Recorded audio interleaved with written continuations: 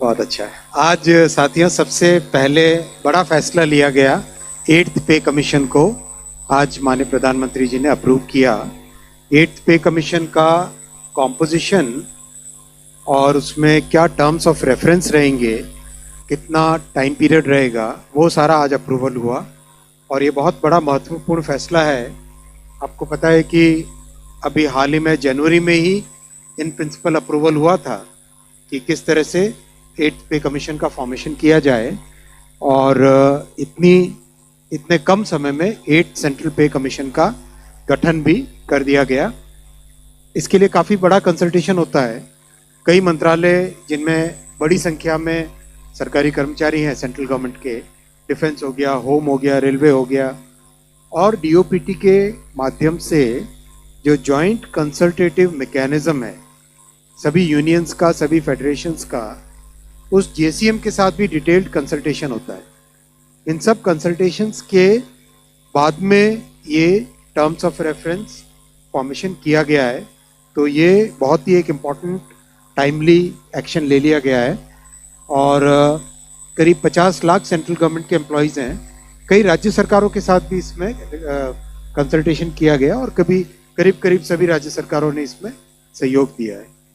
18 months के अंदर ये रिपोर्ट आएगी इसकी 8th पे कमीशन की।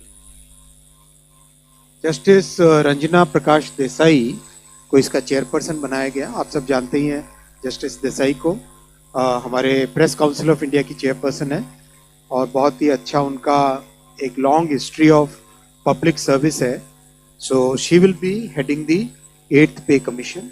Professor Pulak Ghosh from Bangalore, I M, and Mr. Pankaj Jain, who is Secretary Petroleum and Natural Gas, he will be the members. ये जो किया गया है अपना सेंट्रल गवर्नमेंट पे कमीशन वाले को, तो इसका कब से इम्प्लीमेंटेशन जो 18 महीने का में आएगी इसकी रिपोर्ट, इसका मतलब है मई 27 में आएगा। तो क्या इनको कुछ ग्रेजुइटी वो पहले दिया जाएगा या कैसे, क्या इसका सिस्टम? पे कमीशन की रिकमेंडेशन आने दो, उसके बाद में क्या होगा। सर, ये भले रिपोर्ट 18 महीने में देगी, उसके बाद में चीजें लागू होंगी, लेकिन लागू होने की डेट तो पहले ही आप लोगों ने तय कर ली ना, 1 जनवरी से। 1 जनवरी 2000 रिपोर्ट आने दो ना, इसके रिकमेंडेशंस आने दो। अच्छा, अब ले सर, अपने संस्थान का परिचय भी दे दीजिए। हेलो, हाँ ठीक है, सुबह आवाज़ आ रही है। मैं संजीव राठी, यूनिवार्ता से। सर, मेरा भी सवाल यही है कि इम्प्लीमेंटेशन का इसमें रिकमेंडेशंस में ही कुछ आएगा या नॉर्मली ये माना जाता है कि भाई जैसे 2026 में ये ड्यू हो गया है तो 2026 से ही माना जाएगा, इम्प्लीमेंट होगा, या इसके लिए अलग से कुछ आएगा?